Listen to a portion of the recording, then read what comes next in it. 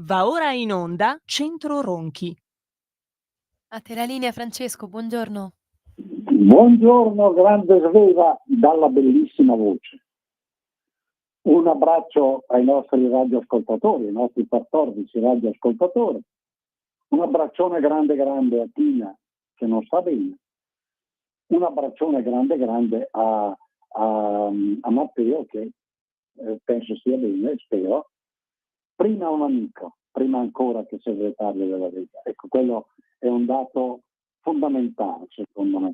L'amicizia, la conoscenza, il fatto di avere relazioni personali. Lo dico perché, proseguendo nella nostra ricerca di una consapevolezza, di un significato preciso, più preciso, della democrazia, cioè quel potere naturale che spetta al popolo, noi partiamo dal presupposto che siano le relazioni personali, le relazioni che si creano in modi anche più svariati, anche per mezzo, per esempio, del mezzo radiofonico, come dicevo prima con Sveva, in questo mezzo magico dove la parola conta e non si vedono immagini. E dove si pensa, poco o tanto si pensa. Nella nostra cavalcata iniziata un anno fa, quasi un anno fa, era la fine di giugno, riguardante la democrazia, abbiamo visto fin dalle origini cosa si intendeva per democrazia, già di per sé basata sull'autonomia, quella greca. Cosa si intendeva per democrazia in Grecia, come si è intesa la democrazia federalismo in un momento epocale come quello sottovalutatissimo, visto sotto un profilo ideologico, la battaglia di Legnano, cioè il contrasto dei comuni lombardi all'imperatore, al grande imperatore Federico I di Hohenstaufen, il quale capì l'importanza di quell'opposizione, la capì al punto che il tutto portò alla pace di Costanza, dove furono seduti a trattare questa pace i rappresentanti dei comuni. Quindi con una forza anche politica di una metodologia, di un metodo che ha un difetto sostanzialmente, e cioè mette a rischio i poteri consolidati, perché all'interno di questo metodo autonomia e federalismo possono emergere le idealità popolari, le realtà del popolo, i costumi di un popolo, e quindi andare a prevalere su quelle che sono le strutture imposte da qualche potente. Ed è la storia anche dell'ultimo secolo. Abbiamo accennato già sabato scorso al fatto che è il socialismo ad aver dominato lo scenario del secolo scorso. Il socialismo patriottico denominato fascismo, il socialismo nazionalista denominato nazismo, il socialismo imperiale, zarista, denominato comunismo sovietico, il socialismo del cosiddetto liberal, quello oggi imperante, tecnologico e finanziario, che è il peggiore di tutti, perché è un crescendo, perché è schiavizzante, schiavizza. Non c'è più posto per la parola, c'è posto soltanto per dei metodi, degli schemi, dei moduli e dei protocolli elettronici ai quali la creatività umana, il soggetto, deve adeguarsi. Non si riesce più nemmeno a parlare. Si parla con un attrezzo, con un meccanismo che dà indicazioni, si parla, si comunica con un modulo al quale devi dare delle risposte obbligate. Questa non è libertà, questa non è democrazia. Allora, una cosa che dobbiamo chiederci è: ma il socialismo è democratico? Può essere democratico? Abbiamo detto, andando indietro nelle puntate precedenti, che il socialismo in sé è una religione, o meglio, ha tutti gli elementi costitutivi di una religione idolatra, in cui l'idolatria è data dalle strutture razionali che esso crea. Può essere democratica una religione? No. Nonostante i socialisti si dichiarino democratici, in realtà, e proprio per la loro caratteristica insita di una religione che alla fine porta a una dittatura, perché l'elemento finale è pur sempre un dominio totale, ma qualunque religione non può essere democratica, perché è basata su un credo che assolutamente è cieco. Tutti devono credere a quella roba lì, mentre la democrazia è esattamente l'opposto, e cioè ciò in cui credere viene formato, viene discusso, viene modificato sulla base di principi costitutivi, quelli che sono i costumi della società, la realtà, sulla base quindi della realtà naturale, ma è quello che si deve conseguire. Ora, è democratico? Può essere democratico? No, non può essere democratico. E il primo esempio che possiamo tranquillamente prendere in mano è che tutte queste forme di socialismo, da quello patriottico costituito dal fascismo, da quello nazionalista costituito dal nazismo, da quello imperiale, zarista, costituito dal comunismo sovietico, a quello attuale, questo dominio tecnologico e finanziario, non hanno la caratteristica della democrazia. Sono sempre state dittature che hanno creato solo e soltanto dei grandissimi disastri. L'abbiamo visto col fascismo, l'abbiamo visto col nazismo, l'abbiamo visto col socialismo imperiale sovietico, che addirittura è imploso, non stava più in piedi, e tal punto che è imploso, si è applosciato sulle sue stesse fondamenta. Lo stiamo vedendo, e capiterà che il disastro capiterà prima o poi, lo stiamo vedendo con quel socialismo finanziario e tecnologico che stiamo combattendo, ma che ci sta indubbiamente opprimendo, anzi, per la precisione, schiavizzando.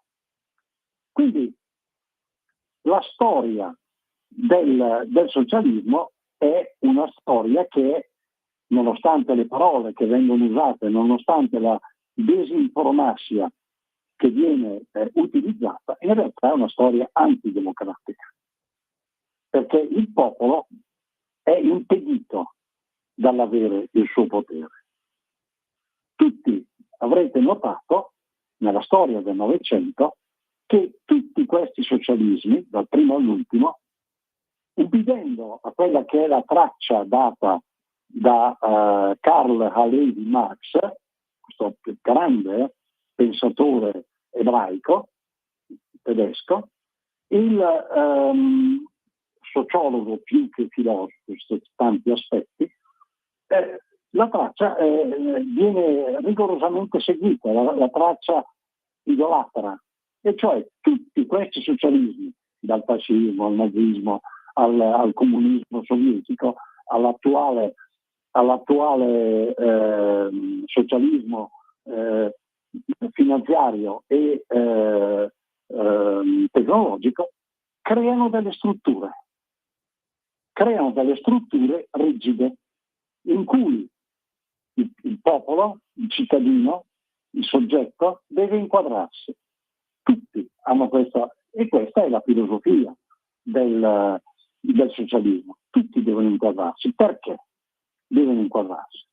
Perché secondo la teoria socialista, attraverso le strutture sono il mezzo razionale migliore, perché la creatività, non tanto la creatività, l'intelligenza, la capacità funzionale, quindi come strumento dell'essere umano, si esplica al massimo.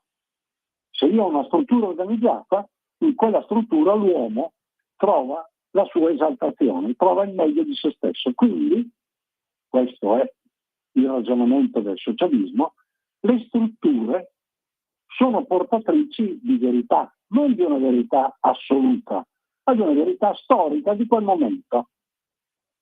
Quindi, in quel momento la verità, in ogni momento successivo, la verità è portata dalle strutture che vengono create. Ora, nel momento in cui quella struttura è portatrice di verità, io non ho più diritto in sé, non ho più un diritto che in sé sia tale di poterle contestare, perché è il massimo della razionalità. Questo è il quadro che in modo più pesante, più opprimente, in modo più leggero, il socialismo porta con sé. Questo è il metodo. Ovviamente, cosa succede? Succede quello che succede in tutte le religioni. Nella Chiesa cattolica ne sono esponenti di massimo livello i gesuiti. Cioè, nel momento in cui io ritengo di poter avere in mano e manovrare la verità storica di quel momento, verità che va seguita da tutti quanti, automaticamente ho anche il diritto di poterla modificare a fin di bene. Quindi, nel momento in cui ho la struttura che ha una determinata finalità, un determinato scopo, nel momento in cui quello scopo lo devo conseguire, anche se modifico la realtà delle cose, modifico la verità di quello che quella struttura porta, lo faccio a fin di bene, perché la finalità è razionale, è verità di quel momento, è un bene. Questo in termini molto piatti, lo sto spiegando non in termini accademici, sia ben chiaro, però la storia è questa, penso che la possano capire tutti e la possano verificare tutti quanti, toccare con mano. Ora, nel momento in cui io posso modificare quella verità, dichiaro che ho il potere di modificare la realtà apparente. Ed è quello che capisce Iosif Djougashvili, detto Stalin, il quale Stalin o Koba anche, Stalin uomo d'acciaio, Koba leone o tigre, roba del genere, il quale crea nel 1939 l'Istituto Andropov, che poi diventa, per le spie dell'Unione Sovietica, diventa la casa nella foresta. E cioè crea un istituto di disinformatia, cioè crea una facoltà universitaria dipendente dalla scuola del partito, che è lì nel centro, nella strada centrale di Mosca, che collega il Cremlino, la scuola di partito, che crea questo istituto, il quale ha per scopo la Pravda. Pravda vuol dire verità, era il giornale del Partito Comunista Sovietico, cioè una facoltà scientifica che studia il modo per rappresentare una realtà, quindi una verità, che è quella voluta dal Partito Comunista dell'Unione Sovietica, che può essere diversa dalla realtà concreta. Quindi la disinformazione. E attenzione, non è soltanto il Partito Comunista, quello che dell'Unione Sovietica, quello che crea questa scuola. Perché più o meno le stesse cose sono avvenute durante il fascismo, socialismo patriottico, durante il nazismo, socialismo nazionalista, e avvengono nell'Unione Sovietica. Cioè, la realtà è quella che ti dice la struttura e viene modificata. Stalin addirittura crea una facoltà universitaria per studiare il modo di parlare con termini tali per cui, per mezzo dei quali convincere che la realtà non è quella che uno tocca con mano, ma è diversa. E questo è connaturato al socialismo. È connaturato così come è connaturato, ovviamente parlando di strutture che si impongono, il burocratismo, che è un'ideologia secondaria ma necessaria all'ideologia socialista.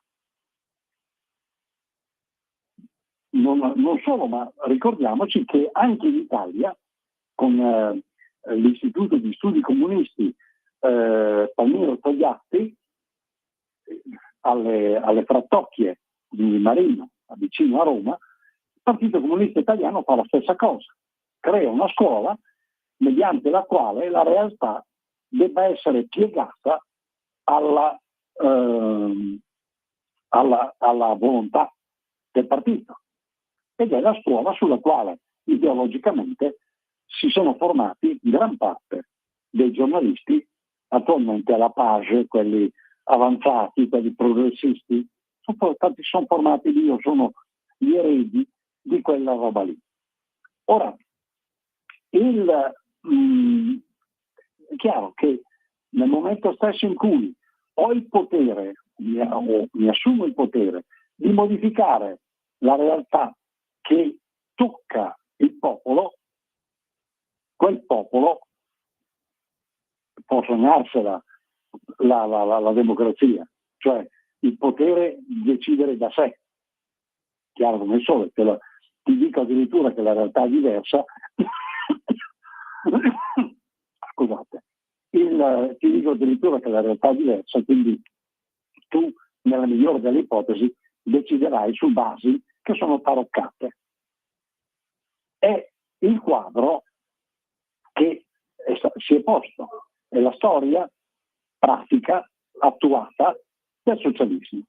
Ora, che tuttora è in competizione, avanza. È evidente allora il motivo, o come si capisce, il motivo per il quale a sinistra viene ostacolata con tanta forza, con tanta rabbia, viene attaccato quello che ha attaccato quindi tutti è Matteo. Matteo perché rappresenta il tarlo del loro potere. Il tarlo del loro potere che è rappresentato da quella grandiosa dottrina dimenticata che anche in casa leghista, sia ben chiaro, questo è colpevole, drammaticamente colpevole, quella dottrina che si rifà all'autonomia e al federalismo. Perché l'autonomia e il federalismo cosa fanno? Bene o male consentono al popolo di maturare sue convinzioni, di esprimerle e di farle diventare potere. Il socialismo questo non lo consente, perché ha una struttura, crea strutture, e a quelle strutture c'è a capo qualcuno che poi risponderà a qualcun altro, in una catena di comando nella quale il popolo è costretto. Il popolo non può, lo ripeto, discutere la razionalità di quelle strutture, la razionalità delle finalità e dei comportamenti di quelle strutture, perché è come dire che si è cretini. Quindi se non vuoi essere cretino devi fare quello che ti dice la struttura, quello che ti dice il partito alla fin fine, il Partito Socialista, che si chiami comunista, chiamatelo come volete, il partito. Altrimenti sei un fesso, perché non sei razionale, sei da ricovero. Ed ecco i ricoveri che negli istituti psichiatrici nell'Unione Sovietica. Tu non sei d'accordo con questo sistema, sei cretino. Quindi ti ricovero, ti do le medicine perché devi guarire. Non è che sia irrazionale la cosa, è razionalissima. È folle, però è razionalissima. È razionalissima. Ora, quindi il quadro, il nemico di questo sistema socialista, fatto di strutture, il quadro è proprio il quadro si ribalta nel momento in cui si accede a quella grande dottrina che viene attuata 800 anni fa per esigenze storiche dagli elvetici, ma addirittura è una dottrina che, se vogliamo guardare con occhi meno ideologici e meno deviati, addirittura viene adottata dagli stessi Habsburgo. È vero che l'impero d'Austria è un impero assoluto, però sia la grande imperatrice Maria Teresia e via via fino all'altrettanto grande imperatore Franz Joseph, che cosa fanno? Hanno un impero cosmopolita, hanno tanti popoli diversi e li gestiscono lasciando loro gli statuti, lasciando loro le loro regole. Al vertice c'è un imperatore assoluto, non si può parlare certo di democrazia, però adottano un criterio che è quello che tiene in piedi un impero fatto da tante diversità, a volte totalmente in contrasto fra loro, lo tiene in piedi e lo tiene solido per centinaia d'anni. Quindi questo tipo di dottrina, vediamo gli 800 anni della Confederazione Elvetica, vediamo lo stesso impero d'Austria, è una dottrina che consolida la pace fra i popoli e anche la libertà fra i popoli, soprattutto la libertà fra i popoli. E la responsabilità che ciascun popolo, ponendo da sé i propri statuti, è la stessa cosa che fece la Repubblica di Venezia nella sua espansione. Lasciò che le valli che aveva conquistato partendo dal mare mantenessero i loro statuti, le loro regole, quelle alle quali erano abituati da secoli. E in questo modo la Repubblica di Venezia si fece 900 anni di pace, comunque 900 anni di stabilità. Quindi è una dottrina che va verso la pace, una dottrina che va verso la stabilità, che tende a evitare i conflitti. È una dottrina che poco tanto bisogna adottare anche per l'Unione Europea. Oggi una struttura burocratica, una mera struttura burocratica concepita come tale, secondo l'ottica socialista, che va cambiata. Perché se vogliamo reagire anche nei confronti delle altre potenze e degli altri potentati che si sono imposti, occorre avere la possibilità che ciascun popolo possa dire la sua in armonia e in coesione. E questo è il nemico delle strutture volute, create nell'ultimo secolo, in particolare dal socialismo. Noi, fin da 40 anni fa, anch'io compio 40 anni di appartenenza alla Lega a settembre, ecco, da allora noi abbiamo cercato e voluto quello. Io vi cesso qui perché sennò metto in difficoltà la nostra sveva dalla bellissima voce. Vi saluto, vi abbraccio, un augurone grande alla nostra Tina, una grande all'amico Matteo e a Dio piacendo a risentirci sabato prossimo alla stessa ora alle 10. 14 radioascoltatori, ci sono 15 membri. Avete ascoltato Centro Ronchi.